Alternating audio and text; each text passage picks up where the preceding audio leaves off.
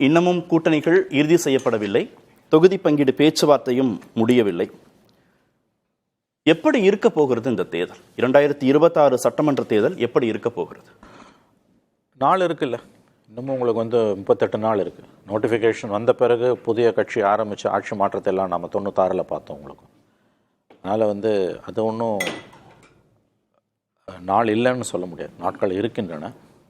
ஏன்னா இப்போ தாவேக்கா எந்த பக்கம் போகுன்றது தான் முக்கியமான இது. மற்றதெல்லாம் கிட்டத்தட்ட நம்பர்ஸ் கேம் தான். உங்களுக்கு ஒரு சீட்டு 2 சீட்டுக்கு தான் திமுகக்குள்ள பிரச்சனையை ஒழிய மற்றபடி அலையன்ஸ் ஃபார்ம் ஆகிடுச்சு. தாவேக்கா எனக்கு தெரிஞ்சு இனிமேல் அவங்க ஏடிஎம்கேக்கு வரதுக்கு வாய்ப்பு இருப்பது எனக்கு தெரியல. எடப்பாடி ஒப்புக்கொள்ள மாட்டான். ஏன்னா வரக்கூடிய செய்திகள், அவங்க கேட்கக்கூடிய டிமாண்ட் இதெல்லாம் வச்சு பார்க்கும்போது அதற்கு வாய்ப்பு கிட்டத்தட்ட இல்லைன்னு தான் நான் நினைக்கிறேன். இல்லை, திரு எடப்பாடி ஒத்துக்கொள்ள மாட்டாரா? கண்டிப்பாக ஒப்புக்கொள்ள மாட்டார்.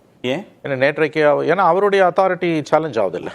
இப்போ விஜய் நம்பர்ஸ் 80 சீட்டுன்றாங்க, டெப்டி சிஎம்றாங்க. 80ன்றது அவரோட லாஜிக் 1/3 கொடுத்துட்டாங்கன்னா மிச்சம் இருக்கிறது எவ்வளோ உங்களுக்கு? 154 கூட்டணிக்கெல்லாம் 50 சீட்டு கொடுத்தா கூட 100 சீட்டு தான். 100 சீட்டில் கண்டெஸ்ட் பண்ணாங்கன்னா கூட்டணி ஆட்சிக்கு ஒத்துக்கிட்டாங்கன்னு அர்த்தம். அந்த ஒரு இஷ்யூவை வச்சு திமுக ஏடிஎம்கேக்கு எதிராக பெரிய பிரச்சாரத்தை மேற்கொள்வார்கள். அது பர்செப்ஷன் வைஸ் ஆல்ரெடி வீக்கெண்டாக இருக்க ஏடிஎம்கேக்கு அது இன்னமும் பலவீனத்தை தான் காட்டும். அதனால் எடப்பாடி பழனிசாமி ஒப்புக்கொள்ள மாட்டார் என்று நான் உறுதியாக நம்புகிறேன். நேற்றைக்கு அவர் சாணக்கியா விழாவில் பேசும்பொழுது கூட பேசவில்லைன்னு தான் சொல்லியிருக்காரு, இன்றைக்கும் பேசலைன்னு தான் சொல்லியிருக்காரு. ஸோ அவங்க பொசிஷன் தெளிவாக இருக்குது. இது பிஜேபி மேற்கொள்கிற ஒரு முயற்சி. பிஜேபி க்ளூலெஸ்ஸாக இருக்காங்க தமிழ்நாடு பாலிடிக்ஸில். அவங்கள பொறுத்த வரைக்கும் தாவேக்காவுக்கு விருப்பம் இருக்கா போகிறதுக்கு கூட்டணிக்கு? அவங்க எல்லா விதமான செய்திகளையும் பரப்பிக்கிட்டு இருக்காங்க. அவங்களுக்கு விருப்பம் இருக்கா இல்லையான்னு தெரியல. பட் ரொம்ப அக்லி கேமை ப்ளே பண்ணுறாங்க அவங்க. செய்தி தாவேக்கா அவங்க தான் அந்த செய்தியை பரப்புகிறாங்க. ஆனால் ஆளுக்கு ஒன்று பேசுகிறாங்க. அவர் வழக்கம் போல் எதுவுமே வாய் திறக்கல. அவர் என்ன டிமாண்ட் இருக்குது தாவேக்காவுக்கு அப்படின்னு ஒரு பெர்செப்ஷன் ஏற்படுத்தவா? அது எதுக்கு பண்ணுறாங்கன்னு தெரியல. இது என்ன அரசியல்னு நமக்கு புரியல. இப்படிப்பட்ட பேச்சுக்கள் முதல்ல வரக்கூடாது. கொள்கை எதிரி அரசியல் எதிரின்னு சொன்ன பிறகு பிஜேபியோட இவங்க பேசுகிறாங்க, என்டிஏவோட பேசுகிறாங்கன்ற பேச்சே வரக்கூடாது. வருதுன்னா அவங்க அதை ரசிக்கிறாங்கன்னா அது என்ன அரசியல் கட்சி? ஆகவே எல்லாமே டாப் டு பாட்டம் தவறாக இருக்குது அந்த கட்சியில். இது ஒரு அணுகுமுறையே இல்லையே. எப்படி ஒரே நேரத்தில் 2 பேரோட பேசுவீங்க? அது வாய்ப்பே கிடையாது. மாற்று என்று சொல்லி கொண்டு வந்தவர், கொள்கை எதிரி அரசியல் எதிரி என்று சொன்னவர் பிஜேபியோட பேசுகிறார். இவ்வளவு நாட்களாக செய்தி வருவதை அவர்கள் அனுமதிப்பதே அவலமானது. அதுக்கே ஒரு ஃபாலோ அவுட் இருக்கும் உங்களுக்கு. யார் ஜெயிக்கிறாங்க தோக்குறாங்கன்றதை விடுங்க. இது என்ன அரசியல் உங்களுக்கு? அரசியல் எதிரி கொள்கை. அப்போ ஒன்ஸ் ஃபார் ஆல் முடிச்சுட்டு அது போயிடணும். யார் வேணால் யாரோட வேணால் போகலாம். அது அப்படியே அலைவாகவே அந்த டாக்கை வச்சிருக்குன்றது நாளைக்கு நீங்கள் எந்த டிசிஷன் எடுத்தாலும் இதுக்கு ஒரு ஃபாலோ அவுட் இருக்கும்ல. ஆகவே இதுதான் நம்ம கவனிக்க வேண்டியது. உங்களுக்கு 38 நாட்கள் இருக்கு. யாருக்கெல்லாம் சாதகம், யாருக்கு சவால் இதில்?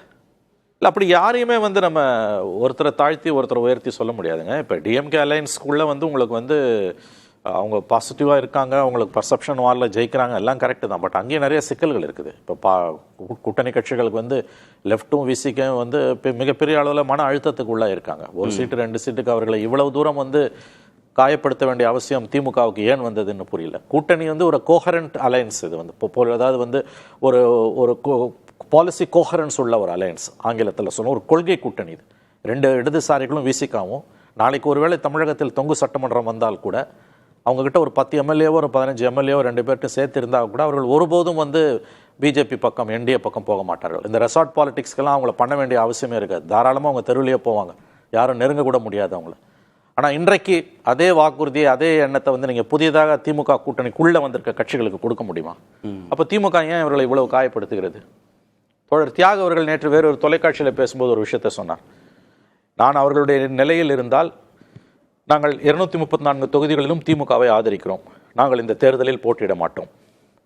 ஏன்னா நாங்கள் கொள்கை வழியாக பிஜேபி தமிழகத்துக்குள் வரக்கூடாது என்று விரும்புகிறோம். ஆனால் நீங்கள் 1 சீட்டு 2 சீட்டுக்காக எங்களை இவ்வளவு தூரம் இழிவுபடுத்துவதால் நாங்கள் தேர்தலை புறக்கணிக்கல. 234 தொகுதிகளிலும் நாங்கள் திமுகவை ஆதரிப்போம்.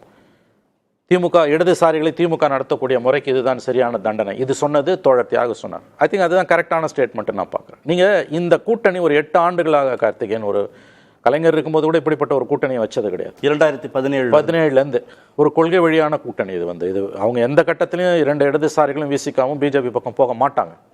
அப்போ ஏன் திமுக தலைமை அவங்களை இப்படி நடத்துது?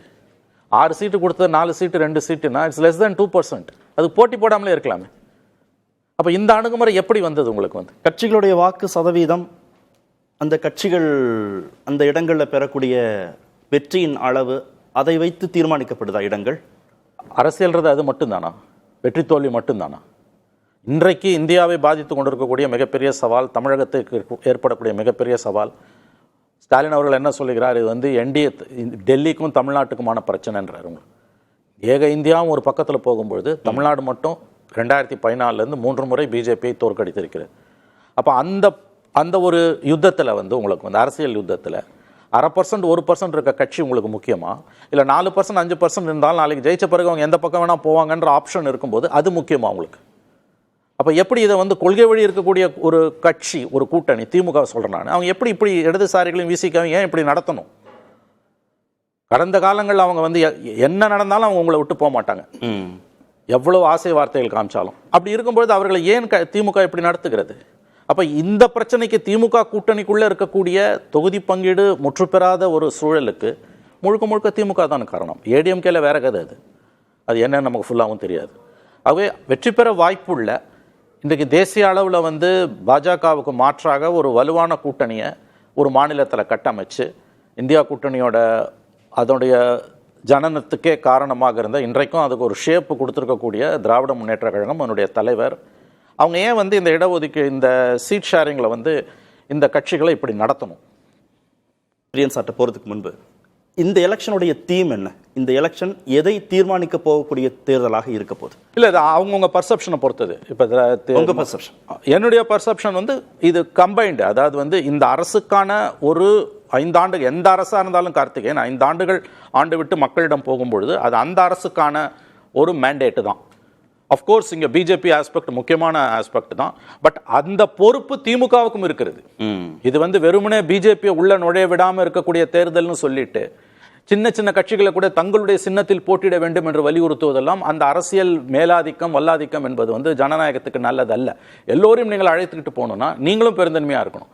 ஆகவே பிஜேபி ஃபேக்டரை காண்பித்து இங்கே திமுக தன்னுடைய பொலிட்டிக்கல் ஸ்பேஸை மேக்ஸிமம் என்ஹான்ஸ் பண்ணுதுன்னா மற்றவர்கள் எதிர்க்க தான் செய்வாங்க. பிஜேபி ஃபேக்டர் தான் இந்த எலெக்ஷனுக்கான தீமா இருக்க போகுதுன்றீங்களா? இல்ல, அப்படிதான் இவர்கள் கட்டமைப்பார்கள், திராவிட முன்னேற்ற கழக கூட்டணி கட்டமைப்பார்கள். ஆனால் அது உங்க பார்வையில, என்னுடைய பார்வையில் அது அப்படி மட்டும் அல்ல. இல்ல, நான் கேட்கறது கூட்டணி ஆட்சிக்கான வாய்ப்பா, இல்ல புதிய கட்சிக்கான வாய்ப்பா, ஆண்ட கட்சியே மீண்டும் வருமா, பைபோலார் நரேட்டிவ் மாறுமா, ஏதோ ஒரு தீமை இந்த தேர்தல் தீர்மானிக்க போகுது இல்லையா? உங்களுடைய நீண்ட ஆண்டுகள் பார்வையில் இந்த தேர்தல்ங்கிறது எதை தீர்மானிக்க போகக்கூடிய தேர்தல்? இல்ல, ஒரு தேர்தலை வைத்து ஒரு மாநிலத்தின் அரசியல் எதிர்காலத்தை நாம் முழுவதும் தீர்மானித்து விட முடியாது. ஃபண்டமெண்டல் தான், ஒவ்வொரு தேர்தலும் யூகிக்கலாம். அப்படி பார்த்தீங்கன்னா இது பார்லிமெண்ட் எலெக்ஷன் கிடையாது, இது சட்டமன்ற தேர்தல் என்பதால டு a large extent இந்த 5 ஆண்டு கால ஆட்சியின் சாதனைகள் வேதனைகளுக்கு மக்கள் கொடுக்கக்கூடிய தீர்ப்பு அஃப்கோர்ஸ் பிஜேபி ஃபேக்டர் முக்கியமானது. ஆனால் அந்த பிஜேபி ஃபேக்டரை காரணமாக வைத்து தன்னுடைய பலவீனத்தை மறைத்துக் கொள்வதற்கும் தன்னுடைய அரசியல் வல்லாதிக்கத்தை மேலும் எக்ஸ்பேண்ட் பண்றதுக்கும் திமுக முயற்சிக்குமே ஆனால் நாளைக்கு அவர்கள் முடிவு வேறு மாதிரி திமுக அரசுக்கு எதிராக வந்தால் அதற்கு திமுக மட்டும்தான் முழு பொறுப்பு.